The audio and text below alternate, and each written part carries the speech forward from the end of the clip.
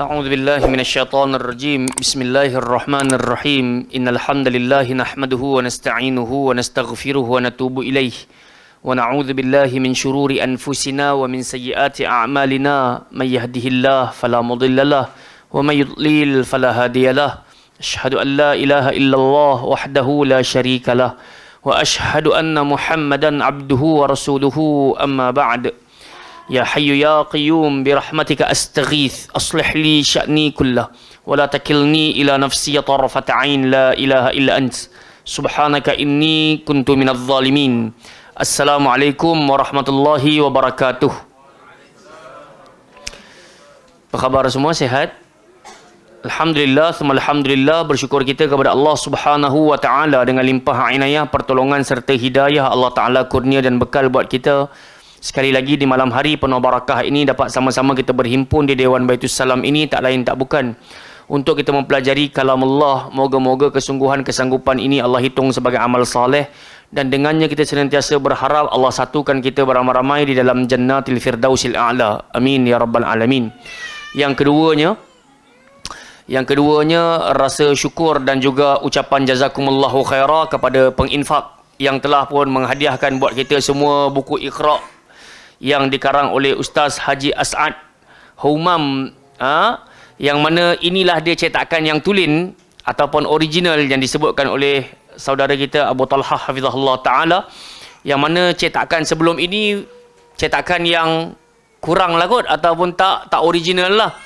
Jadinya dia akan discontinue hal tu, dan yang ini makanya kita akan guna pakailah, walaupun ada pada perbezaan warna yang dimerahkan tak dimerahkan, dipingkan dan tak dipingkan, tapi sekurang-kurangnya kita pernah berjalan dan belajar di atasnya.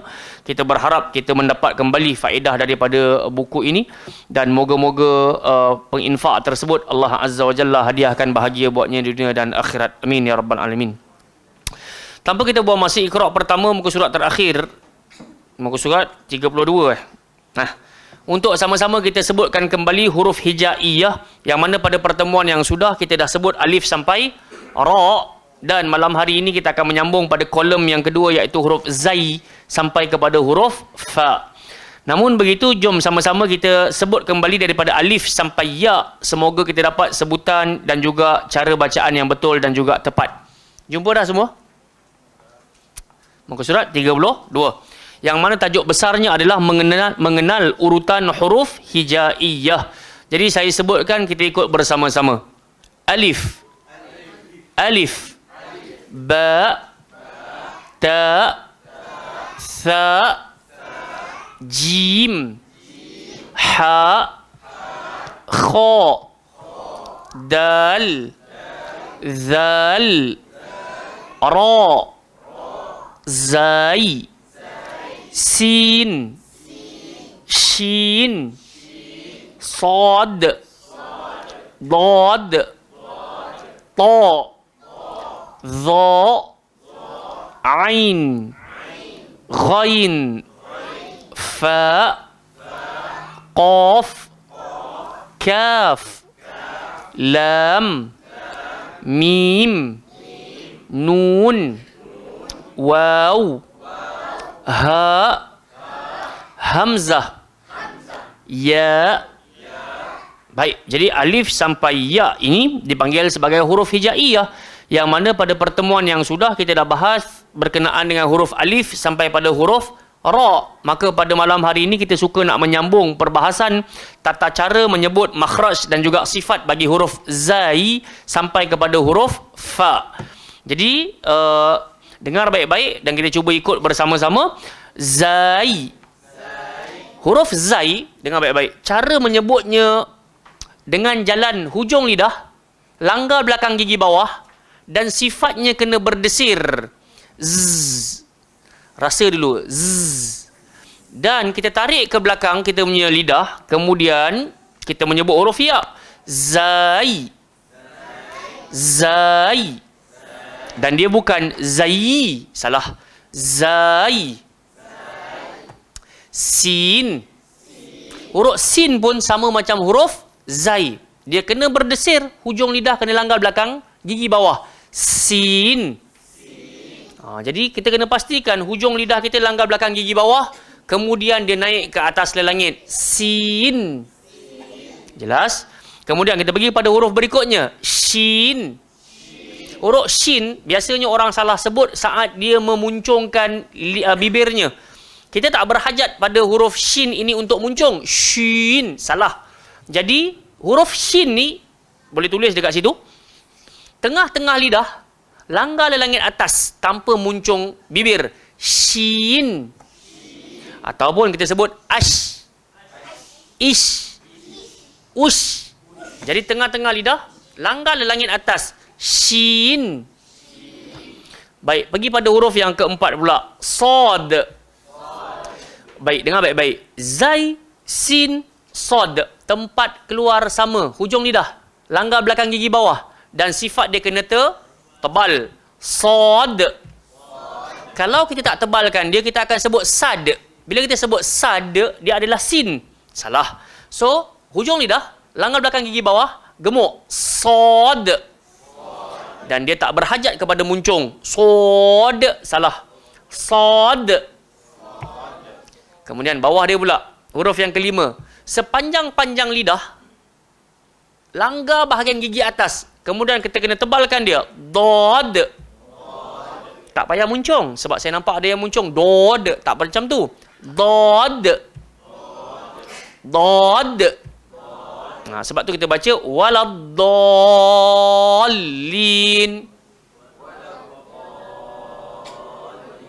So kita tak patut waladdo, tak sedap pun dan tak betul. So kita hujung sepanjang lidah sahaja, langgar bahagian atas, dan sebahagian buku menyatakan lidah kita kena jadi macam sudu. Dia melengkung begitu. Walad. Jadi memang huruf dot ni huruf yang antara susah nak sebut. Tapi hadis berkenaan Nabi kata akulah orang paling betul sebut huruf dot adalah hadis yang palsu. Tak sahih pun. Jadi tak patut kita sandarkan pada Nabi. Tapi huruf dot ni memang sebut. Sebab dia ada, dia payah sebut pasal dia ada 3 macam. Satunya sepanjang-panjang lidah. Yang kedua, daripada tengah ke kanan. Walad, sebut-sebut. Kita rasa kanan ni je. Walad. Yang ketiga, kiri je. Walad. Jadi, mana-mana yang kita selesa, itulah yang betul. Tiga-tiga boleh pakai. Saya cenderung, kata guru saya, aku lebih cenderung semua. So, kita pakai semua sekali. Sifat dia kena tebal. Tak boleh baca waladal. So, dia kena waladdol. Sebut. Okey, cantik. Kemudian, pergi pada huruf yang ke-6. To'. To' ni, macam huruf ta', macam huruf dal. Macam mana nak bikin? Kalau tadi hujung lidah langgar belakang gigi bawah, sekarang hujung lidah langgar belakang gigi atas. Dan sifat dia kena tebal. To'. Sebab tu kita baca siratal. Sebut. So hujung lidah langgar belakang gigi atas. Sirata. Ihdinas sirata. Bila kita tak tebal dia jadi ta. Ihdinas sirata. Salah. So dia kena gemuk. Ihdinas sirata. Kita sebut tadi huruf ta, huruf dal. Cuba sebut. Tata. Dada. Toto. Hujung lidah pergi belakang gigi atas. Huruf ta nipis, huruf dal sederhana, huruf to tebal. Sekali lagi. Tata. An'amta. Iyyaka na'budu. Sirata. So tak berhajat pada bibir. Sirato. Sirato. Huruf berikutnya kena gigit lidah. Dha. Dan sifat dia kena tebal. Apa huruf kena gigit lidah pun selain dha? Sin. Tha. Lagi? Zal. So huruf tha nipis, huruf zal nipis, tapi huruf dha kan selalu kita bawa contoh bila kita baca sadaqallahul. Tak bolehlah kita nak pakai huruf zai. Azim, nanti maksud dia lain. So kita sebut sadaqallahul kena gigit lidah dan dia gemuk. Azim. Sebut. Azim. Okey, barakallahu fik. Sebab nanti dia bawa maksud pelik. Kalau azim, maksud dia tangkal. Tapi kalau azim, maksud dia agung. Azimat kan? Azimat tu tangkal. So kita bukan nak sebut azimat, kita bukan nak sebut tangkal, kita nak sebut agung. Sebab tu bila kita baca dalam rukuk kita subhana rabbiyal, bukan azim, azim. So sebab tu nak tak nak kena gigit lidah. Sebab tu jamaah sekalian, kawan-kawan sekalian, memang kita kena sangat-sangat tadabbur huruf. Bukan setakat tadabbur doa, huruf pun nak kena tadabbur supaya kalimah tu maksud dia sempurna. Bukan kita sebut asal bunyi sudahlah ustaz. Tak. Nanti kan dia jadi maksud lain nanti. Dha dah selesai. Ain, sebut ain. Ain keluar dekat mana? Tengah-tengah tekak bahagian, bahagian tekak dekat bahagian tengah. A. I. U. Siapa kawan dia? Ha. Ha pedas. Ah. Ih. A. I. U. Dan dia tak keluar kat sini. A, E, O. Salah. Dia kena keluar dekat tekak. Sebab tu kita baca an'amta alaihim. Sebut. Sebab ada orang dia baca an'am. Salah. Ataupun an'am. Salah. So dia kena an'amta. Sebut. Alaihim. Ha simpul keluar kat bawah ni. Alaihim. Sebab kalau kita tak bagi ha simpul kat bawah ni, nanti kita bagi kat sini alaihim. Salah.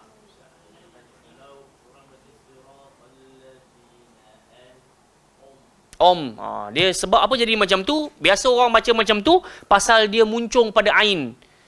Bila dia muncung pada ain, automatik ain tu akan jadi gemuk. Ain. Saya dah jumpa beberapa orang jemaah muslimat, bukan kat sini, dekat beberapa tempat, bila sampai saja pada huruf ain, biasanya dia muncung. Bila dia muncung, dia akan bawa bunyi an'am alaihim. Tak betul. Dia tak ubah makna, tapi still dipanggil lahan, kesalahan. Dan dia adalah aib untuk para pembaca Al-Quran. Tambah-tambah kita yang dah rajin baca Quran ni, selalu mai hari Khamis kat sini, tempat lain hari lain, makanya kita sangat kita panggil apa? Tak patutlah bila ain tu kita pergi baca ain. Tak boleh. Jangan muncung. Sebab ain tak keluar dekat bibir. Jelas? Ain keluar dekat tekak. An'amta alaihim. Sebut. Baik. Azan dah? Dah ke? Subhanallah. Cepat betul lah. Dia macam Saudi kan. Awal kan? Isyak. Saya sampai ke subuh panjang kan. Saya bet di sini tak ada orang main kad ke. Kalau kat Saudi. Masa malam main kad. Kan? Tapi tak pakai duit. Ahlan. Masya Allah. Tabarakallah.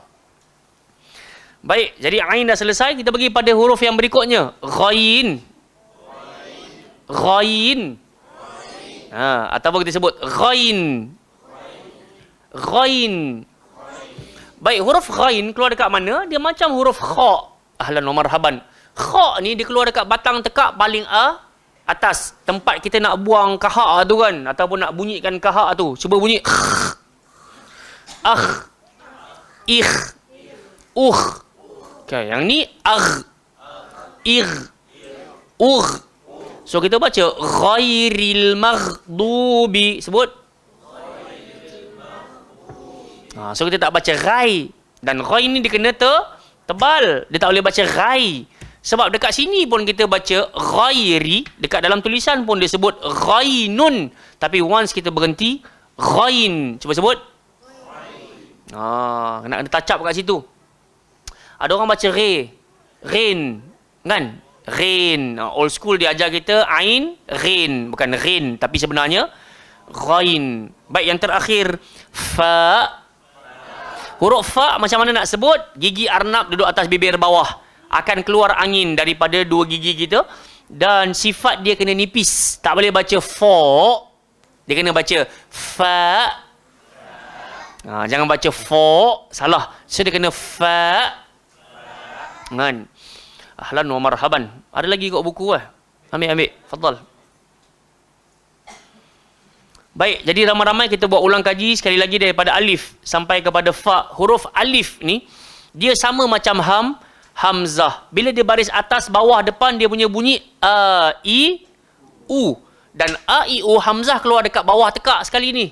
So kita pun bunyi a, i, u. Cuba sebut. Ramai orang hamzah ni dia suka naik kat sini. Illalladzina amanu. Kalau a, khata'. Salah. So dia kena keluar kat bawah. Illalladzina amanu. Cuba sebut. Huruf ba keluar di antara dua bibir. Ba. Dan sifat dia tebal ke nipis? Nipis lah. Mana ada orang baca bo? Tak ada kan? So kita pun baca nipis. Jangan baca bo. Salah. Dia kena lembut. Ba. Huruf ta keluar dekat mana? Hujung lidah, langgar belakang gigi atas. Ta. Yang kita sebut tadi. Tata. Titi. Tutu. Kan? Tata. So dekat atas ni. Langgar belakang gigi. Jangan langgar di langit. Tata. Tak betul. An'amta. Salah. An'amta. Okey. Yang keempat huruf sa. Nak kena bikin apa? Gigit lidah. Sa. Kenapa kita baca panjang, Syahir? Pasal ada alif. Alif mat. Macam mana kita nak kenal dia alif mat? Dia tak ada baris alif tu. Tapi sebelum dia baris a, atas. Sebab tu kita baca dua harakat. Sa. Sama lah macam sebelum-sebelum tadi tu. Ba, ta. Pasal ada alif mat lah. Baik, pergi huruf berikutnya. Jim. Jim macam huruf shin tadi. Keluar kat mana? Tengah-tengah lidah. Langgar di langit atas. Bukan pakai bibir. Jangan sebut jim. Salah. Macam mana nak sebut? Jim. So kita akan banyak sengih baca Quran. Jim. Okey. Kemudian huruf ha. Tadi kita dah syarah dah. Dia keluar dekat tengah tekak. Batang tekak kita ni keluar 6 huruf. Ada 3 bahagian. So ha keluar dekat tengah-tengah tekak halqum ni. Sebab tu kita bunyi ah. Ih. Bismillahirrahmanirrahim. Nah, so kita kena rasa cantik. Kha tadi kita dah bahas, dia macam huruf ghain. So kha keluar dekat batang tekak paling atas. Sifat dia tebal ke nipis? Wan? Tebal. So tak boleh baca kha. Kena baca kha, tak payah muncung. Kha tak nak. Kha. Pasal dia keluar tekak, bukan keluar bibir. Kemudian huruf dal.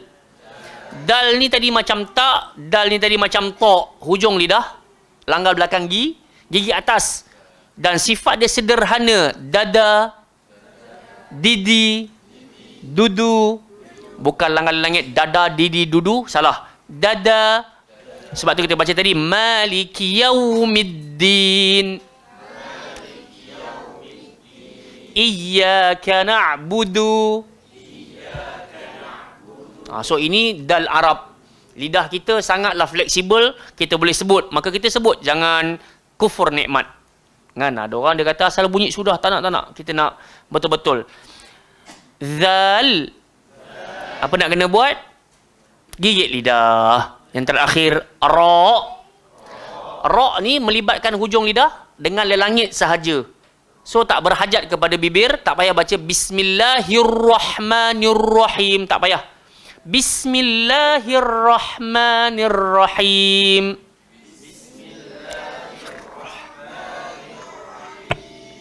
Boleh? Kat situlah kita punya perbahasan Zai sampai Fa. Nanti minggu hadapan kita akan sambung Qaf sampai Ya. Baru kita masuk balik Iqra. Satu semula, insya-Allah. So jazakumullahu khairan ala hudurikum. Terima kasih atas kehadiran. Jangan rasa malu nak belajar alif bata balik, sebab inilah asas utama nak faham ataupun nak belajar, nak baca Quran. Kalau dekat sini kita pandang dia remeh, maka kadang-kala yang kita dapat hanya sebatas bacaan yang kita bajet bagus sahaja. Tak nak macam tu. Baik, jom sambung pada bacaan Al-Quran kita. Sampai pada muka surat berapa, Syahir? 78 atas kali.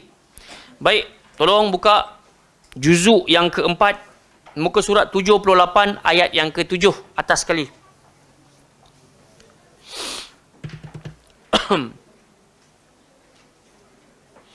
Jumpa dah?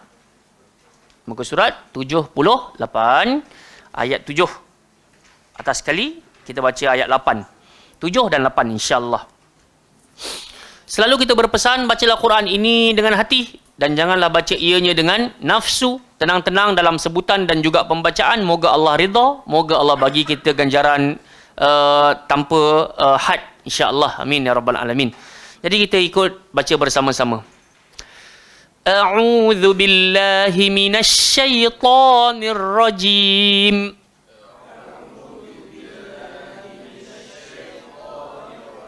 Tadi yang kita dah bahas alif sampai ra tadi itu semuanya berguna. Ya, alif sampai fa bukan ra, alif sampai fa. Makanya hamzah keluar dekat bawah, ain keluar dekat tengah, a'udzu. Jaga-jaga dekat sini. Yang ni sebenarnya paling penting pasal ini firman Tuhan, bukan firman kita. Jadi Allah kata wa idza qara'tal Quran fasta'iz billah. Kalau kau nak mulakan bacaan Quran, mulakan dengan a'udzubillah. Kadang-kadang ramai di kalangan kita nak start baca Quran dia laju. A'udzubillahi minasyaitonirrajim. Jangan. Slow and steady. Kena faham apa yang kita minta dengan Allah Ta'ala. A'udzubillahi minasyaitonirrajim.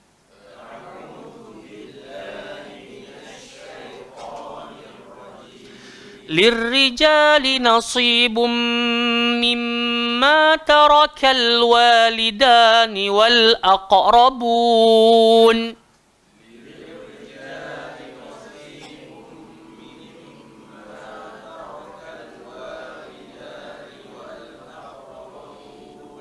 So telinga saya jadi gatal sikit sebab ada yang baca tak kena. Nasibum, dengar, tengok perkataan nasib yang tebal sod. Nun jangan ikut tebal. Jangan ada yang baca nasibum. Yang kedua, mimma taraka, ra yang tebal. Ta jangan ikut tebal. Taraka tak betul. Sekali lagi dengar betul-betul kemudian ikut. Lirrijali nasibum mimma tarakal walidani wal aqrabun.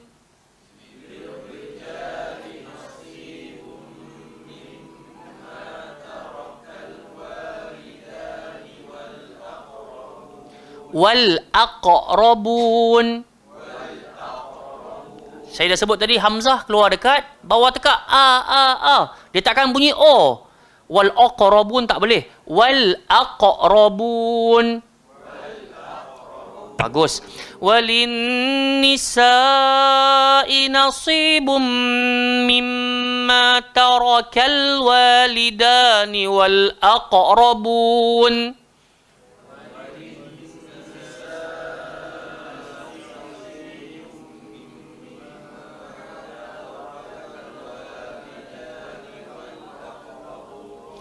Mimma qalla minhu aw kathur.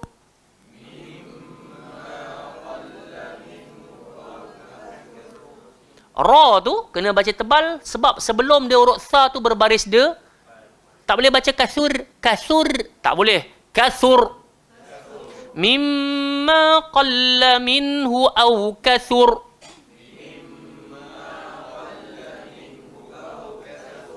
Nasiban mafruḍa.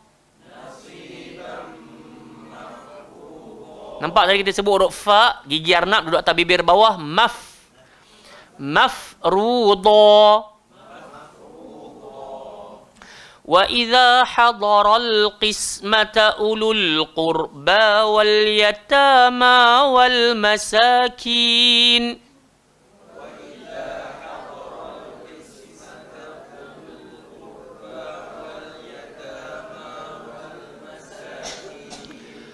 فارزقوهم منه وقولوا لهم قولا معروفا.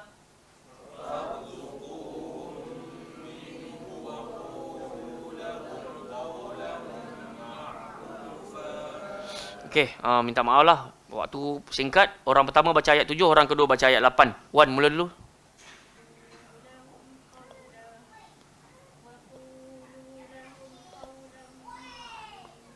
Masya Allah, barakallahu fiikum. Baik, ramai-ramai tolong baca daripada atas. Lirrijali nasibum sampai habis. Kemudian kita akan tadabbur. 1, 2, 3.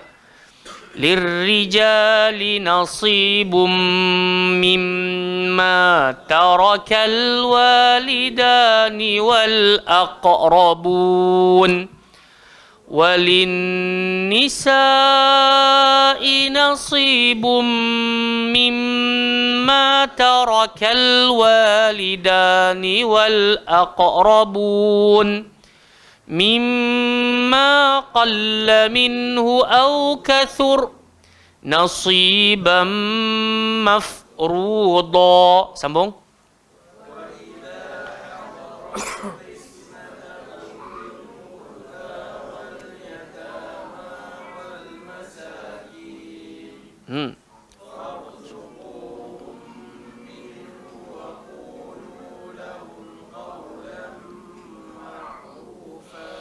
InsyaAllah, tabarakallah. Baik, moga-moga Allah bagi kebaikan atas bacaan masing-masing dan kita semuanya.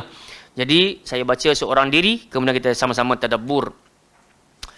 Lirrijali nasibum mimma tarakal walidani wal aqrabun وللنساء نصيب مما ترك الوالدان والأقربون مما قل منه أو كثر نصيبا مفروضا وإذا حضر القسمة أولو القربى واليتامى والمساكين فارزقوهم منه وقولوا لهم قولا معروفا. طيب. Jemaah yang dimuliakan oleh Allah Subhanahu wa taala, teman-teman yang Allah taala rahmati. Taib. Dua ayat ini masih lagi bercerita berkenaan dengan faraid. Masih lagi surah ini, surah An-Nisa, di awal-awalnya bercerita tentang ilmu faraid ataupun ilmu pembahagian harta warisan. Jadinya Allah Subhanahu wa taala sebut pada ayat 7 ini lirrijal, untuk orang lelaki. Selepas itu Allah kata walin nisa, selepas itu untuk orang perempuan. Dekat sini jelas Allah nak bagi tahu dalam ramai-ramai kita yang lebih utama antara lelaki dengan perempuan, lelaki. So lelaki senantiasa lebih utama daripada perempuan. Makanya Allah Taala kata untuk lelaki. Nasibum mimma tarakal walidani wal aqrabun, akan ada hak baginya daripada bahagian daripada harta peninggalan kedua orang tuanya, wal aqrabun, begitu juga daripada kerabat-kerabatnya. Lelaki akan dapat. Walin nisa'i nasibum mimma tarakal walidani wal aqrabun, begitu juga untuk orang perempuan. Allah Taala nak cerita sama. Maksudnya Islam agama yang betul-betul sejahtera, makna kata as long as, selama mana kita ni manusia, baik lelaki baik perempuan, kita akan dapat harta peninggalan, harta warisan. Dia tak sebagaimana umat ataupun agama-agama yang lain yang ketika mana, sebagai contoh negara India kan, kalau kita pernah tahu, kalau suami dia mati, apa yang berlaku kepada isteri tadi, dia kena tinggal terus dekat dalam family keluarga lelaki itu. Tak boleh keluar lagi dah. Maksudnya kena duduk kat situ, kena kerja, kena khidmat dekat situ. Atas alasan, ada di kalangan mereka yang berkata, sebab anak aku kahwin dengan kau lah anak aku mati. Sebab anak aku kahwin dengan kau lah anak aku mati. Menunjukkan kau kena jadi abdi dalam rumah ni. Dan dia kena pakai pakaian putih je kot kalau tak silap. Tak boleh nak berubah-ubah. Tak boleh, tak ada kebebasan langsung. Tapi Islam tak. Islam ni mana kata, kalau mak ayah wafat, makanya anak perempuan tadi pun berhak untuk terima harta peninggalan. Jadi, kita masing-masing ada hak untuk berbahagia. Dan sebahagian kebahagiaan manusia terletak pada harta. Walaupun kita selalu sebut, dia bukanlah dasar utama bahagia, tapi dia adalah sebahagian daripada bahagia. Cuba bayangkan, muka kacak, wajah jelita, cantik, tapi tetap tak memiliki harta. Tetap juga orang-orang begini dipandang hina. Tapi sebahagian orang muka tak handsome, boroi dan semisalnya kan. Tapi banyak duit. Kadang-kadang kita pun pelik macam mana dia boleh kahwin isteri dia cantik kan. Tapi jodoh-jodoh lah. Tapi kebiasaannya macam tu. Orang senantiasa memandang kepada harta. Sebab orang nampak dengan adanya harta, kau tak handsome pun tak apa, kau tak cantik pun tak apa. Tapi aku boleh dapat sedikit bahagia. Apa aku nak beli, aku boleh beli. Mana aku nak pergi, aku boleh pergi. Ada apa dengan handsome, ada apa dengan cantik, tapi tak boleh bagi aku bahagia. Jadi Allah Subhanahu Wa Taala dalam ayat 7 ni tadabbur. Ini bukan tafsir. Sebab saya tak mahir dalam bab fiqh, dalam bab fiqh zakat dan semisalnya ini, faraid dan semisalnya, maka kita cuma tadabbur dari sudut permukaan sahaja, tak sampai dasar-dasar. Makanya Allah nak bagi isyarat kepada kita, kalau kau lelaki sekalipun kau berhak dapat kebahagiaan daripada peninggalan mak dan ayah engkau ataupun kerabat engkau, begitu juga jika engkau perempuan sekalipun engkau berhak untuk terima harta daripada peninggalan mak ayah dan juga kerabat. Mimma qalla minhu au kathur, baik sikit ataupun banyak. Nasiban mafruḍa, kata Allah Ta'ala, menurut bahagian yang telah ditetapkan. Allah dah tetapkan laki dapat berapa, perempuan dapat berapa. Nanti kita akan bahaslah. Ayat yang ke-11 nanti, laki dapat berapa, anak laki dapat berapa, anak perempuan dapat berapa, mak dapat berapa. Allah akan cerita. Sebab itu agama Islam ni agama yang sempurna. Kita tak ada macam nak kalut-kalut ni, kalau mak aku mati ni, abang aku dapat lebih, adik aku dapat lebih. Dia tak. Islam dah ada sistem faraid. Dalam waktu yang sama, Islam juga bagi kepada kita kebebasan untuk hibah. Hibah tu maksudnya kita bagi hadiah kan. So boleh refer dengan Safwan kat belakang sana kan. Syekh Safwan kita, Masya Allah, orang mahir insurans dan semisalnya, boleh nak rujuk. Taib, ayat yang ke-8, Allah Ta'ala nak cerita. Biasalah lepas ada mak ayah pejam meninggal ni, pejam mata meninggal dunia ni, akan ada proses apa kita panggil mesyuarat, pembahagian harta-harta, pusaka dan semisalnya. Makanya Allah Ta'ala ni punyalah sayang dekat umat manusia ni. Allah kata, wa idza hadaral qismah, jika dikala itu adanya proses ataupun program beramai-ramai tentang pembahagian harta, dan dalam program tersebut, dalam majlis tersebut didatangi oleh siapa? Ulul qurba, kaum kerabat yang jauh. Wal yatama, dalam majlis tu juga adanya anak-anak yatim.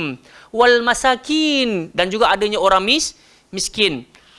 Allah suruh buat apa pada mereka? Farzuquhum min, tarik sikit duit tu bagi dekat depa yang hadir ni. Sebab biasanya manusia ni dia saat dengar ataupun dia tengok orang dapat rezeki, maka dia hati dia terusik. Bestnya dia orang dapat. Kalaulah aku dapat sama. Jadi Allah Azza wa Jalla, sebab tu Nabi kata, tak boleh jika ada 3 orang saling bermajlis, 2 orang berbisik-bisik. Betul tak? Sebab Nabi kata, kenapa tak boleh bisik-bisik 2 orang? Tak nak bagi kawan yang ketiga tu kecil hati. So kadang-kadang dalam majlis kita, dalam pembahagian harta ni, pastilah didatangi oleh kaum kerabat yang sepatutnya dia tak dapat pun. Adik-beradik hak jauh-jauh tu kan. Tapi pasal kita bela dia ke, ataupun dia duduk dengan kita ke, hari tu dia ada kat rumah kita ke, makanya Allah kata orang-orang macam ni, ulul qurba wal yatama wal masakin, anak yatim, orang miskin, dia boleh terima sebahagian. Bukanlah maksudnya kita kena bagi khas, jumlah tu kena bagi khas, tak ada. Maksudnya tarik sedikit, bagi dia gembira. RM50 ke, tarik 100 ke, kan? Kalau katalah dapat ribu-ribu setiap orang kan, tarik bagi sikit, bagi dekat dia. Allah kata farzuquhum min, maka hendaklah kalian berikan sedikit daripada harta tersebut sekadarnya. Allah Ta'ala tak kata pun had tertentu, sekadarnya. Wa qulu lahum qawlan ma'rufa, dan ucapkanlah kepada mereka perkataan yang baik. Baik, jangan provok. Sukalah tu dapat duit tu. Tak usah kata gitu lah. Bagi sudahlah. Kan? Tak usah nak jangan cakap pelik-pelik lagi ya. Tak usah beli bukan-bukan. Dah kita pun dapat duit hadiah aja pun kan. Duit peninggalan je, dandan nak jadi bos pula kita. Baik, jadi jamaah yang dimuliakan Allah Subhanahu Taala, kalau kita faham ayat ini, Allah Taala suruh kita buat baik. Dari sudut perbuatan, dari sudut ucapan. Jadi dengan itu, tadi Ustaz Bun kita baca muka surat 12 kot noh. Rakaat pertama tadi. Ayat bawah kali, wa idz akhadna mitsaqa bani Israil. Maka apa yang berlaku dalam ayat itu, Allah Taala sebenarnya bagi wasiat kepada Bani Israel. Dalam wasiat tersebut Allah kata, wa qulu linnasi husna, hendaklah engkau mengucapkan ucapan-ucapan yang molek-molek dan baik-baik untuk semua umat manusia. Maksudnya apa yang ada dekat zaman kita ni, ataupun untuk umat kita, untuk umat Nabi sallallahu alaihi wasallam, sebenarnya untuk Bani Israel pun Allah dah pesan benda yang sama. Tapi depa tu banyak songeh, macam kita biasa sebut-sebutkan. Maka dengan itu kebanyakan mereka tak taat kepada perintah Allah Subhanahu Wa Taala. Dalam ayat ni Allah suruh kita waqulu lahum qawlan ma'rufa. Bukan hanya ahli kerabat, bukan hanya anak yatim, bukan hanya orang-orang miskin, tapi siapa sahaja yang kita temu. Tambah-tambah dengan isteri, tambah-tambah dengan suami, tambah-tambah dengan mak ayah. Lagilah kita nak kena sebut dengan ucapan baik. Sebab tu kalau dengan mak ayah Allah kata apa? Wa qulu lahum qawlan karima. Dengan mak ayah kena cakap ucapan yang mulia-mulia sahaja. Kalau dengan teman-teman kadang-kala laras bahasa kita tu, faham tak? Ada lenggok dia kan, kita sembang dengan member kita. So tak boleh sama macam kita cakap dengan mak ayah kita. Boleh jadi dalam sembang-sembang kita belakang-belakang tu ada doh. Kan? Mana doh? Ada doh kan? Ada benda-benda tu kan. Dengan mak ayah tak boleh gitu lah. Mak gimana doh? Tak boleh gitu. Dia tak jadi kaulang karima. So dia jadi ucapan kurang ajar. Dan kata Nabi sallallahu alaihi wasallam, ridallah fi rida'il walidain, sukhtullah fi sukhtil walidain. Keredaan Allah tertakluk pada redanya mak ayah, kemurkaan Allah tertakluk pada kemurkaan mak dan ayah. Jadi dengan mak ayah ni buat baik-baik. Siapa ada mak ayah lagi, jaga elok-elok, hormat, khidmat dan juga bagilah bantuan selama mana mereka masih hidup. Sebab nanti dah tak ada, kita akan rasa kehilangan yang amat dahsyat. Dahsyat. Tambah-tambah musim raya kan. Tak tahu nak pergi mana. Ini saya alami.